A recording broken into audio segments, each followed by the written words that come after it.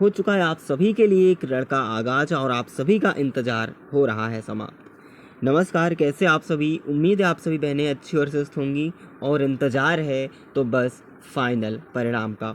तो आज इस वीडियो में आप सभी के लिए बहुत ही इम्पोर्टेंट इन्फॉर्मेशन जो आप सभी तक पहुंचाना बहुत ही आवश्यक रहा और आप सभी को बहुत सारे तरीके की हर एक तरीके के दिमाग के अंदर जो भी क्वेरीज चल रही हैं, आप लोगों ने कमेंट्स भी किए थे कि जो आपके सब्जेक्ट के ऊपर है ना, जो आपके इन्वॉल्वमेंट के ऊपर डिपेंड करता है कि भाई आप किस सब्जेक्ट से या फिर आप कितने ईयर का जो आपने कंप्लीट किया है, किस ईयर में आपका वो सब्जेक्ट रहा है, तो मान्य कौन सा होगा इसमें, ठीक है, कितने ईयर में होगा, तो सारी चीज़ें हम बात करेंगे। सबसे बड़ा डाउट आपको अभी भी बना हुआ है, तो बिल्कुल वीडियो में आप सभी बहनें इन तक सुनिएगा बहुत अच्छे ध्यान से। और मैं आपको फाइनल रिजल्ट को लेकर के एक संभावित जो स्थिति है वो लगातार जो है सोशल मीडिया के अंदर वायरल हो रही है कि आखिर वो संभावित थी सच है या फिर और भी कुछ है। तो मैं आपको जो भी चीज़ें बताता हूँ हमेशा हमारी कोशिश होती है आप सभी बहनों तक कि 100% सही सूचना जो भी मिलती है उसके अनुसार ही बताया जाता है। तो आइए हम आपको डिटेल में समझाते हैं। सब्जेक्ट को लेकर के आपको सबसे बड़ा जो कन्फ्यूजन बना हुआ है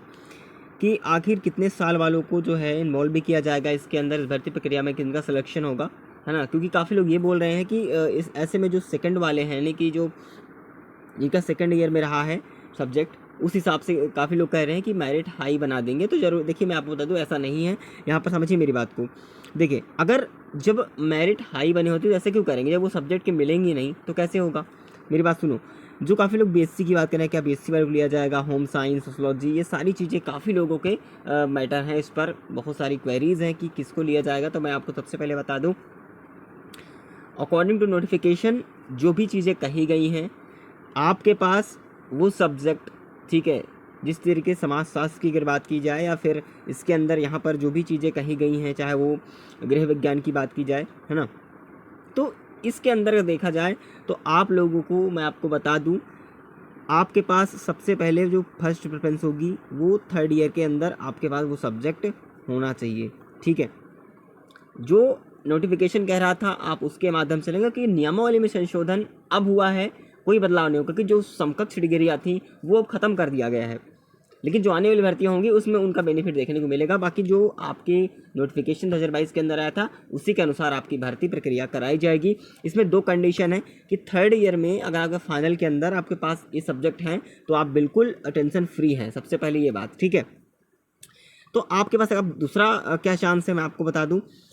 देखिए, अगर बात करें वहीं जो सेकेंड ईयर की बात करें, काफ़ी लोग बोल रहे हैं कि सेकेंड ईयर में हमारे पास ये सब्जेक्ट रहा है सेकेंड ईयर तक, तो क्या हम इसमें जो है सिलेक्शन हो पाएगा हमारा, नहीं हो पाएगा, क्या हम फाइनल मेरिट में आएंगे नहीं आएंगे? तो मैं आपको बता दूं, देखिए, सबसे पहले प्रेफरेंस होगी इनका, यानी कि थर्ड, जो आपका थर्ड ईयर के अंदर आपके पास ये सब्जेक्ट है तो आप बिल्कुल निश्चिंत हो जाइए, आपका तो 100% सिलेक्शन होना ही होना है अगर आपके अच्छे मार्क्स हैं तो। अभी मैं कट ऑफ बता रहा हूँ, ठीक है।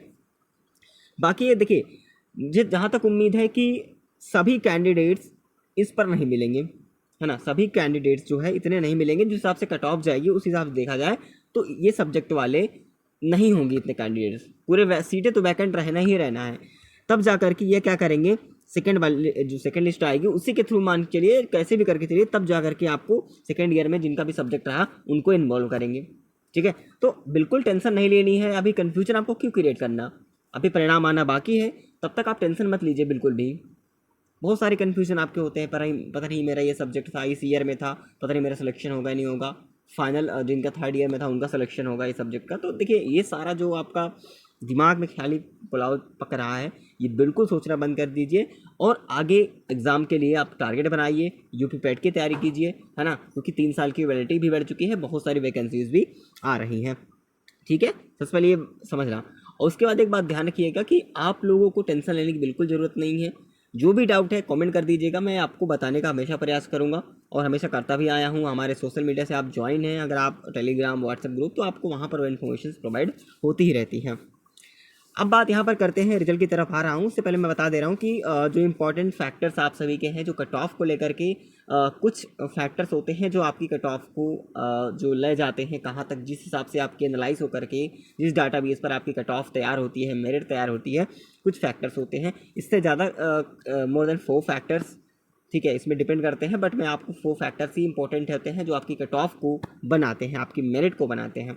देखिए, तो सबसे पहले मैं आपको ये फैक्टर सिखाने के लिए मैंने आपको पहले से भी कई बार बताया कि बहुत टाइम लग सकता है। हालांकि मैं आपको बता रहा हूँ कुछ ये फैक्टर्स हैं जो कि इन बिंदुओं पर काम करते हैं। Number of vacancies, number of appear candidates, in exam में कितने कैंडिडेट शामिल हुए थे, डिफिकल्टी लेवल एग्जाम का कैसा रहा है, और नॉर्मलाइजेशन का भी ये डिपेंड करता है कि ये सभी कोई भी एग्जाम कॉम्पिटेटिव एग्जाम है सभी पर ये फैक्टर्स काम करते हैं जिससे आपकी मेरिट तैयार होती है। अगर ये आप फॉर्मूला समझ गए, अगर आप निकालना सीख गए, तो मैं ये कह रहा हूँ कि अब आप जो आपकी आंसर की आती है, आंसर की आने के बाद आप खुद से ये गेस कर लोगे कि मेरा सिलेक्शन होगा या नहीं होगा फाइनल। ठीक है, ये चीज़ें सिखाने के लिए मुझे टाइम लगेगा जो कि मैं स्पेशल आपको बताऊंगा। ठीक है, फ्री ऑफ कॉस्ट बताऊंगा, लेकिन इसकी तैयारी काफ़ी टाइम लग जाएगा, इसमें आपको समझाने में टाइम नहीं लग रहा। बाकी कम से कम आपको 3 घंटे मुझे क्लास लेनी होगी आपको इन सारी चीज़ों को निकालने के अंदर, क्योंकि काफ़ी सालों का मैं एक्सपीरियंस लेकर के बात करूँ, बहुत सालों से मैं काम कर रहा हूँ कट ऑफ के ऊपर, बहुत सारे एनालिसिस किए हैं, तब जा करके हमेशा मेरी कट ऑफ जो है वो सटीक जाती है। बस थोड़ा बहुत हेरफेर हो सकता है क्योंकि मैं रिजल्ट तो जारी नहीं करता कि मैं कट ऑफ बनाता हूँ, लेकिन एक एनालिसिस बेस पे जो मैंने रिसर्च किया उसके अकॉर्डिंग बता रहा हूँ। ठीक है, चलिए, जो मैंने कट ऑफ है, देखिए कोई चेंजेस तो मैंने किया नहीं आज तक, क्योंकि चेंजेस वो लोग करते हैं क्योंकि हर रोज़ कोई ना कोई नया कट ऑफ बताते हैं ताकि लोग जो है उनको देखें और समझें। गुमराह करना जैसे देख जाए तो आपके मन में ये होगा कोई कैंडिडेट कोई अदर ये बता रहा है, ठीक है, कि कोई बता रहा है चलो ठीक है भाई 65 जाएगी और आपके मार्क्स कम है तो आप डिमोटिवेट हो जाओगे, है ना। फिर अगले दिन वो वही कह रहा है कि भाई 55 जाएगी तो आप फिर से एक मोटिवेशन मिल जाएगा कि हाँ, मतलब इस तरीके से कन्फ्यूजन बना रहता है। लेकिन जो हमने कट ऑफ निकाली है इन फैक्टर्स, जो मैंने ये फैक्टर्स दिखाए हैं इन फैक्टर्स बेस पर, ठीक है, तो जो हमने कट ऑफ निकाली एनालिसिस करने के बाद ये कट ऑफ मेरी आंसर की आने के बाद ही क्लियर हो गई थी। ठीक है, और उसके बाद जब आपकी अभी डीवी लिस्ट आई थी, डीवी लिस्ट में जब आपका फाइनल जो आपकी मेरिट लगी थी डीवी की, उसके बाद मैंने क्लियर एनालिसिस किया, तब जा करके समझा कि ये कट ऑफ रहने वाली है। और हाँ, ये मैं एग्जैक्ट नहीं कह सकता, बट हाँ ये ज़रूर कह सकता हूँ कि कम से कम प्लस माइनस आप 2 के आसपास कर सकते हैं, और ये बिल्कुल 100% श्योरिटी के साथ ये चांस मैं आपको बता रहा हूँ। ये अनुभव मेरा कई सालों का हो चुका है, इसी भर्ती को लेकर के नहीं, बहुत सारी भर्तियों को लेकर के। आप स्क्रीनशॉट भी ले सकते हैं ताकि आप खुद से ही विश्वास कर पाएंगे जब फाइनल मेरिट लगेगी। ठीक है, इतनी बातें क्लियर। और जो लोग बता रहे हैं कि हाई मेरिट जाएगी, तो बिल्कुल डरने की जरूरत नहीं, इतनी भी हाई नहीं जाने वाली है। ठीक है, आप कोई डाउट है तो बिल्कुल बेहिचक कमेंट करिएगा। और रिजल्ट को लेकर के जो आपकी मन में डाउट है मैं आपको बता दूँ, देखिए रिजल्ट कब आएगा इस तरीके से आप लोग काफ़ी परेशान हैं।